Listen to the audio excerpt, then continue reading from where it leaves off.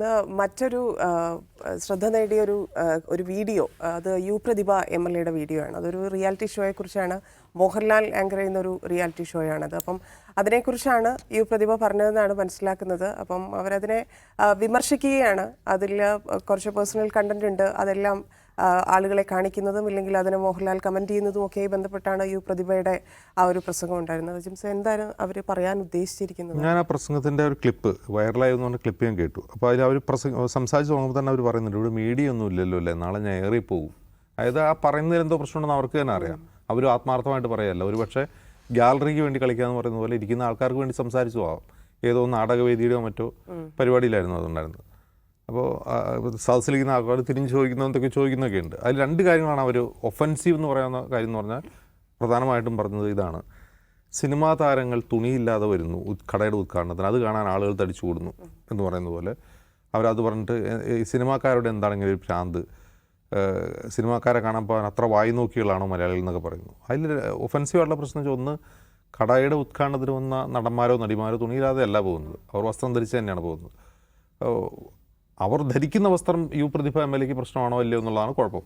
ആ വസ്ത്രത്തിന് പ്രശ്നമുണ്ടോ എന്നുള്ളത് അവരാണ് പറയേണ്ടത്. അപ്പോൾ അത് വളരെ എന്താ പറയുക, അവർ തന്നെ പറയുന്നുണ്ട്, ഞാൻ പറയുന്നത് സദാചാരവാദമൊന്നും അല്ല കേട്ടോ, ഇവിടെ വസ്ത്രമില്ലാതെ നടക്കാനും ആൾക്ക് സ്വാതന്ത്ര്യമുണ്ട്, പിന്നെ ഇതിനാണ് ഇവരിത് പറയുന്നത്. അപ്പോൾ എനിക്ക് തോന്നിയത് അവിടെ ഇരിക്കുന്ന ആളുകൾക്ക് ആ പറഞ്ഞത് ഇഷ്ടപ്പെടുമെന്ന് കരുതി അവർ പറഞ്ഞവനാണ്, അവർ തന്നെ ആത്മാർത്ഥയില്ലാതെ പറഞ്ഞവനാണ് സാധ്യത. വളരെ വൈരുദ്ധ്യത്തോടെയാണ് അത് പറയുന്നത് മൊത്തം. രണ്ടാമത്തെ കാര്യം പറഞ്ഞത് അതൊരു ഒഫൻസീവായിട്ടാണ്, അത് ഒഫൻസീവായിട്ടുള്ളൊരു സ്റ്റേറ്റ്മെൻ്റ് ആണെന്നുള്ള കാര്യം തർക്കമൊന്നുമില്ല. രണ്ടാമത് അവർ പറഞ്ഞത് ഇതാണ്: ഇപ്പോൾ വൈകുന്നേരങ്ങളിൽ ടെലിവിഷനിലൊരു ഷോ ഉണ്ടല്ലോ, ആളുകളുടെ സ്വകാര്യതയിൽ അങ്ങനെ എന്താണ് പറയുന്നത്, ആളുടെ സ്വകാര്യതയിൽ ഒളിഞ്ഞു നോക്കുന്ന ഒരു ഷോ, അതിന് മോഹൻലാലാണ് നേതൃത്വം കൊടുക്കുന്നത് എന്നൊക്കെ പറയുന്നത്. അപ്പോൾ ഈ ബിഗ് ബോസിൻ്റെ ഷോ എന്ന് പറയുന്നത്, ബിഗ് ബോസ് പോലുള്ള പരിപാടികൾ മുൻപ് പാശ്ചാത്യ രാജ്യങ്ങളിലൊക്കെ ഉണ്ടായിരുന്ന ഒരു സമാനമായ ബിഗ് ബ്രദർ എന്നൊക്കെ പറഞ്ഞുകൊണ്ടായിരുന്നു. അതിൻ്റെ ഒരു കോപ്പിയാണ് യഥാർത്ഥത്തിൽ ബിഗ് ബോസൊക്കെ. അതിൻ്റെ ഒരു സ്വഭാവം എന്ന് പറയുന്നത് എന്താണ്, അത് ശരിക്കും ആക്ച്വലി ഒരു വോയറിസം തന്നെയാണ് ഒരർത്ഥത്തിൽ നോക്കിയാൽ. ഒരു കൾച്ചറൽ ഓർ സോഷ്യൽ വോയറിസം എന്നൊക്കെ പറയാവുന്ന ഒരു കാര്യം തന്നെയാണ്. കാരണം കുറേ അധികം ആളുകൾ ഒരു വീടിനകത്ത് അടച്ചിട്ടിട്ട് അവരുടെ സ്വകാര്യ നിമിഷങ്ങളിലേക്ക് ക്യാമറ വെച്ച് അത് ആളുകളെ കാണിക്കുന്ന പോലെയാണ്. പക്ഷേ അതൊരു ഒഫൻസ് ആവാതിരിക്കുന്നപ്പോഴാണ്, അത് അവരെ കൺസെൻറ്റോടി ചെയ്യുന്നതുകൊണ്ടാണ്, അവർ ആ ഷോയിൽ പങ്കെടുക്കാൻ കൺസെൻറ്റ് കൊടുക്കുന്നതുകൊണ്ടാണ് അതൊരു ഒഫൻസ് ആവാത്തത്. അതിൽ യു പ്രതിഭ പറഞ്ഞതിൽ ഒരു സോഷ്യൽ ക്രിറ്റിസിസം ഉണ്ട്. അതായത് യഥാർത്ഥത്തിൽ ആ ഷോയുടെ സ്വഭാവം വോയറിസമാണ്, ഒളിഞ്ഞു നോട്ടമാണ് എന്നുള്ള അവരുടെ വിമർശനം സാധുവാണ്. പക്ഷെ അങ്ങനെ ഇരിക്കെ തന്നെ അതിന് പല പോസിറ്റീവ് ഗുണങ്ങളും നെഗറ്റീവ് ഗുണങ്ങളും ഒക്കെ ഉണ്ട് അതിന്, ആ ഷോയ്ക്ക്. ഞാനത് കാണാറില്ല, എൻ്റെ ഒരു ടേസ്റ്റിന് പറ്റിയ ഷോയേ അല്ല, അതെനിക്ക് കുറച്ച് നേരം പോലും കണ്ടിരിക്കാൻ കഴിയില്ല. അതിൻ്റെ ഒരു കാര്യം എന്ന് വെച്ചാൽ വളരെ ക്ലോസ്ഡ് ആയിട്ടുള്ളൊരു ഒരു കൂട്ടത്തിനിടയ്ക്ക് ആളുകളുടെ സ്വകാര്യ നിമിഷങ്ങൾ അത് വാച്ച് ചെയ്തുകൊണ്ടിരിക്കുക, അത് കോൺസ്റ്റൻ്റായിട്ട് വാച്ച് ചെയ്തുകൊണ്ടിരിക്കുക, അവരുടെ ഇമോഷനോട് എമ്പതി ഉണ്ടാവുക. അതിനൊരു പോസിറ്റീവ് വശം എന്താണെന്ന് വെച്ചാൽ എന്താണെന്ന് പറയാം, ഇപ്പോൾ നമ്മളിപ്പോൾ ഒരു കാര്യം വായിച്ച് മനസ്സിലാക്കുന്നതും ഒരാളോട് സംസാരിച്ച് മനസ്സിലാക്കുന്നതും, ഒരു വ്യക്തിയോട് സംസാരിച്ച് മനസ്സിലാക്കുന്നത് പോലെ തന്നെ മറ്റൊരാളോട് ഒബ്സർവ് ചെയ്ത് ചില കാര്യങ്ങൾ മനസ്സിലാക്കുമല്ലോ. അപ്പോൾ ചില വ്യക്തികളുടെ പെരുമാറ്റം, ബിഹേവിയർ, സംസാരം, ഇമോഷൻ, ചില കാര്യങ്ങളുടെ റിയാക്ഷൻ, ഇത് നമ്മളിങ്ങനെ കാണുമ്പോൾ നമ്മൾ ചില കാര്യങ്ങൾ അതിൽ നിന്ന് പഠിക്കുന്നുണ്ട്. പക്ഷെ അങ്ങനെ പഠിക്കാൻ ഇങ്ങനെ അവരുടെ സ്വകാര്യതയിൽ ഒളിഞ്ഞു നോക്കണം എന്നുള്ളത് മറ്റൊരു ക്വസ്റ്റ്യനാണ്. മറ്റൊന്ന്, ഇതെല്ലാവർക്കും വേറൊരു കാര്യം, ഇപ്പം ഇത് ടെലിവിഷൻ്റെ ഫോർമാറ്റിലേക്ക് എന്തുകൊണ്ടത് കൂടുതൽ സാധ്യമാവുമെന്ന് ചോദിച്ചാൽ എനിക്ക് തോന്നുന്നത്, ഇപ്പോൾ സീരിയലിൽ നമ്മൾ ഇമോഷണൽ ഡ്രാമയാണ് കാണുന്നത്.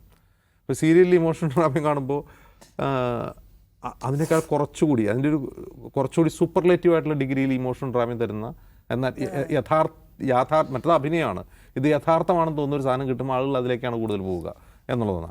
പക്ഷെ അപ്പോഴും എൻ്റെ ഒരു ക്വസ്റ്റ്യൻ ഉണ്ട്, ഇത് തന്നെ ഫേക്ക് അല്ലേ? ഇപ്പോൾ ഒരു ഉദാഹരണം പറഞ്ഞാൽ, അതിൽ കണ്ടസ്റ്റൻസിന് ഓരോ സ്റ്റെപ്പ് കടന്നു പോകുന്നുണ്ടെങ്കിൽ എന്ത് വേണം? പോപ്പുലർ വോട്ട് വേണം, പോപ്പുലർ സപ്പോർട്ട് വേണം, അതിൽ എലിമിനേഷനുണ്ട്. അപ്പോൾ പോപ്പുലർ സപ്പോർട്ട് കിട്ടിയാലും എലിമിനേഷനെ മറികടന്നും മുന്നോട്ട് പോകണം എന്നൊരു കോൺസ്റ്റൻ്റ് ആഗ്രഹിച്ചു കഴിഞ്ഞാൽ അയാൾ പ്രകടിപ്പിക്കുന്ന ഇമോഷൻസ് ഒറിജിനലായിരിക്കുമോ? അഭിനയമായിരിക്കും. അപ്പോൾ അത് എത്രമാത്രം ഈ പ്രേക്ഷകർ വിഡ്ഢികളാകണമെന്ന് മറ്റൊരു ക്വസ്റ്റ്യൻ. ഈ രണ്ട് കാര്യങ്ങളിൽ യു പ്രതിഭ പറഞ്ഞ രണ്ടാമത്തെ കാര്യം, അതിൽ വോയറിസത്തിൻ്റെ ഘടകമുണ്ടെന്നുള്ളത് സത്യമാണ്. പക്ഷെ അത് അങ്ങ് വിമർശിക്കുന്ന ഒരു സാധനമാണോ? അത് എന്തോ ഒരു മോശം കാര്യമാണ്, മോഹൻലാൽ അതിന് ഹോസ്റ്റ് ചെയ്യുന്ന എന്തോ പ്രശ്നമാണെന്നൊക്കെ പറയുന്നത് എന്തെങ്കിലും യുക്തിയുണ്ടെന്ന് എനിക്ക് തോന്നുന്നില്ല. മറ്റത് തീർച്ചയായിട്ടും അത് ഒഫൻസീവായിട്ടുള്ളൊരു സ്റ്റേറ്റ്മെൻറ്റാണ്. കാരണം അങ്ങനെ കടയുടെ ഉദ്ഘാടനത്തിന് പോകുന്ന ധാരാളം നടന്മാരും നടിമാരും ഉണ്ട്, അവരെ അപമാനിക്കുന്നതിന് തുല്യമാണത്.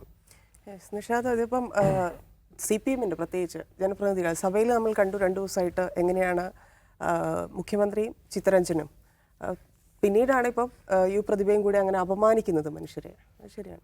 മോഹൻലാലിനെ ലാൽ സലാം പോലുള്ള പരിപാടിയൊക്കെ നടത്തി ചേർത്ത് നിർത്താൻ പാർട്ടി ബുദ്ധിമുട്ടുന്ന സമയത്താണ് യു പ്രതിഭ മോഹൻലാലിനെ അധിക്ഷേപിക്കുന്നത് എന്ന പ്രശ്നമുണ്ട്. അതിനകത്ത് രണ്ട് തലങ്ങളുണ്ടെന്ന് എനിക്ക് തോന്നുന്ന ഒരു കാര്യം. ഒന്ന്, യു പ്രതിഭ ഈ നേരത്തെ പറഞ്ഞ ഈ ഷോയുമായി ബന്ധപ്പെട്ട് അവർ നടത്തുന്ന സ്റ്റേറ്റ്മെൻറ്റ് അവർക്ക് നടത്താൻ അവകാശമുള്ളതൊന്നും അത് പൂർണ്ണമായും നമുക്ക് അവരെ തള്ളി പറയേണ്ടതൊന്നുമല്ല. അത് അവരുടെ ഒരു അഭിപ്രായമാണ്. അഭിപ്രായത്തിന് വാലിഡിറ്റി ഉണ്ടെന്ന് ഞാൻ വിചാരിക്കുന്നുണ്ടോ. കാരണം ആ ഷോ എന്ന് പറഞ്ഞാൽ ഇപ്പം നേരത്തെ പറഞ്ഞ പോലെ ഏതോ ഒരു ഡച്ച് TV-യിൽ വന്നിട്ടുള്ള ബിഗ് ബ്രദർ ഷോയെ അധികരിച്ച് ലോകത്തെമ്പാടും ഉണ്ടാക്കിയിട്ടുള്ളതാണ്. ആളുകളെ ഒരു വീട്ടിനകത്ത് പൂട്ടിയിട്ടുകൊണ്ട് അവരുടെ ജീവിതത്തെ ഇങ്ങനെ ഫുൾ ടൈം ലൈവ് ക്യാമറയിൽ ഷൂട്ട് ചെയ്യുക, എന്നിട്ട് അത് എഡിറ്റ് ചെയ്ത് ആളുകളെ കാണിക്കുക. അപ്പോൾ ആളുകൾക്ക് മറ്റുള്ളവരുടെ ജീവിതത്തിലേക്ക് ഒളിഞ്ഞു നോക്കാനുള്ള താല്പര്യത്തെ പരമാവധിയിൽ പ്രയോജനപ്പെടുത്തുക എന്ന ആശയത്തിലാണ് ആ പരിപാടി ഉണ്ടാക്കിയിട്ടുള്ളത്. അത് ഏതെങ്കിലും തരത്തിൽ മനുഷ്യനെ ആരോഗ്യകരമായി ഒരു സാമൂഹിക സംവിധാനത്തിനകത്ത് പരിഗണിക്കുന്ന ഒന്നാണെന്ന് എനിക്ക് തോന്നിയിട്ടില്ല. അതിനകത്ത് ഒരുപാട് നെഗറ്റീവായിട്ടുള്ള എലമെൻസ് ഉണ്ട്. ആ ഷോ ചുമ്മാ ആൾക്കാരെ പൂട്ടിയിട്ടിട്ട് വെറുതെ നിരീക്ഷിക്കുകയല്ലോ. തെലുങ്കിലൊക്കെ അത് നിർത്തിച്ചു. അതിന് വേറെ ചില കാരണങ്ങളാണ്. ഇത് ആളുകളെ വെറുതെ നിരീക്ഷിക്കുകയല്ല, നമ്മളെല്ലാം അവിടെ പൂട്ടിയിട്ട് നമുക്ക് ചുറ്റും ക്യാമറ വെച്ചിരിക്കുന്നു. എന്നിട്ട് നമ്മളെ പരസ്പരം തമ്മിലടിപ്പിക്കാനുള്ള പലതരത്തിലുള്ള ടാസ്കുകൾ നമുക്ക് തരുന്നു. അപ്പോൾ നമുക്ക് ഒന്നുകിൽ നിങ്ങളെ ജയിക്കണമെങ്കിൽ നിങ്ങൾ പലതരത്തിലുള്ള ടാസ്കുകളെ മറികടക്കണം. ഈ ടാസ്കുകളെല്ലാം വളരെ ഹെൽത്തിയായ ടാസ്ക് അല്ല. നിങ്ങൾക്ക് സീക്രട്ടായിട്ടുള്ള ടാസ്ക് തരും. മറ്റേയാളെ വഞ്ചിക്കാൻ, ഒറ്റുകൊടുക്കാൻ, അയാളെ പറ്റിക്കാനുള്ള ടാസ്കുകളൊക്കെ തരും. അങ്ങനെ നിങ്ങളുടെ ഒരു വ്യക്തി നിലയ്ക്ക് നിങ്ങളുടെ സ്വഭാവത്തിലെ ഏറ്റവും മോശം സംഗതികളെ പ്രയോഗിക്കാനുള്ള ഒരു ഇടവാക്കിയിട്ട് അവരതിനെ മാറ്റും. ഏറ്റവും നന്നായി സ്നേഹത്തിൻ്റെ കരുതലുള്ള വ്യക്തിയായിട്ടല്ല, മറ്റയാളെ പറ്റിച്ചും വഞ്ചിച്ചും മറികടന്നും പോകാൻ നിങ്ങളുടെ സ്വഭാവത്തിലെ ഏറ്റവും മോശം സംഗതി പ്രകടമാക്കൂ. അങ്ങനെയുള്ള ടാസ്കുകളാണ് തരിക. അതെങ്ങനെയാണ് ശരിയാവുക? ഒരു മനുഷ്യൻ്റെ ജീവിതത്തിലെ അഹന്തയും അഹങ്കാരവും ദേഷ്യവും ഇൻസൾട്ടും ഇതെല്ലാം നിങ്ങളെ കൊണ്ട് ഇടിപ്പിക്കും. അത് നമ്മളെ ആരോഗ്യകരമായ ഒരു സാമൂഹിക ചിത്രമായിട്ട് നമുക്കതിനെ കാണാൻ പറ്റുകയില്ല. അപ്പോൾ അത് TRP റേറ്റിങ്ങിലൂടെ മറ്റു മനുഷ്യന്മാർ തമ്മിലടിക്കുന്നത് കാണാൻ, അവർ പരസ്പരം വെറുപ്പ് തുപ്പുന്നത് കാണാൻ, ആ വെറുപ്പ് തുപ്പുന്ന ആളുകൾക്ക് വേണ്ടി പുറത്ത് ഫാൻ ഫൈറ്റേഴ്സ് വരും. അവർ അങ്ങോട്ടും ഇങ്ങോട്ടും ഹെയ്റ്റും അധിക്ഷേപവും വെറുപ്പും ഉണ്ടാക്കും.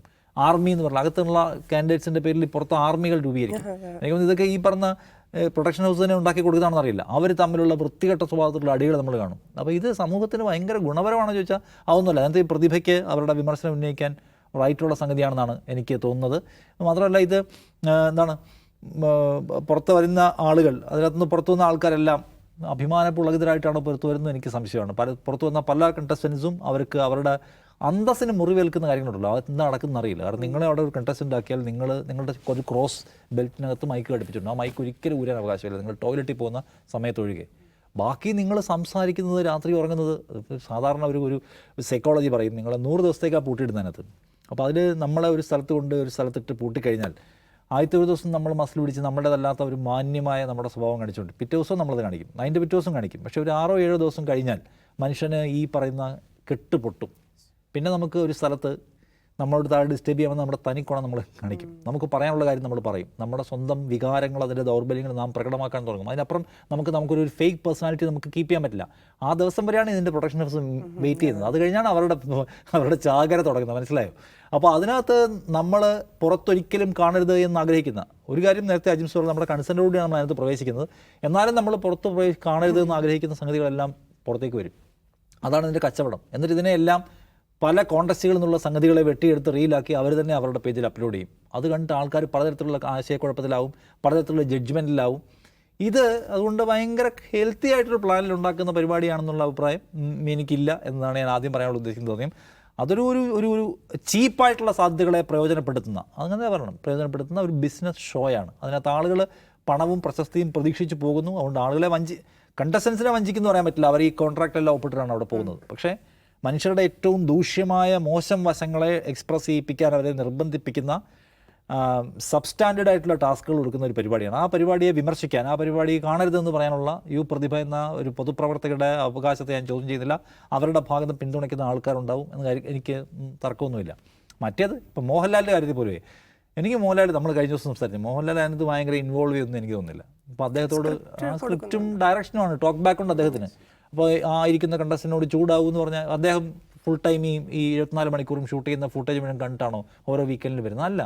അപ്പോൾ അത് കണ്ടിട്ട് അതിൻ്റെ ഡയറക്ടേഴ്സ് എൻ്റെ ഓരോ സാധനങ്ങൾ എഴുതി വെച്ചിട്ടുണ്ട്. അവർ ഇന്നയാളോട് കണ്ടസ്റ്റൻറ്റ് നമ്പർ 4 ചൂടാവും എന്ന് വെച്ചാൽ മോഹൻലാൽ ചൂടാവും. മറ്റേ ആളോട് ദയവായ്പ് കാണിക്കും, അദ്ദേഹം ദയവായ്പ് കാണിക്കും. അദ്ദേഹത്തിൻ്റെ പണി അതാണ്. അദ്ദേഹം കഴിഞ്ഞ ദിവസം ഏതോ കണ്ടസ്റ്റൻസ് എൻ്റെ വീട്ടിലേക്ക് ക്ഷണിക്കുമെന്നൊക്കെ പറയുന്നുണ്ട്. അപ്പോൾ അത് വിളിക്കുക എന്നുള്ള അദ്ദേഹത്തിൻ്റെ പണി. അവരെ വീട്ടിലേക്ക് ക്ഷണിക്കുമെന്ന് പറഞ്ഞാൽ അദ്ദേഹം വീട്ടിലേക്ക് ക്ഷണിക്കും. സോ അത് മോഹൻലാലിനെ അദ്ദേഹത്തിൻ്റെ പണി അദ്ദേഹം എടുക്കുന്ന എനിക്ക് തോന്നുന്നു.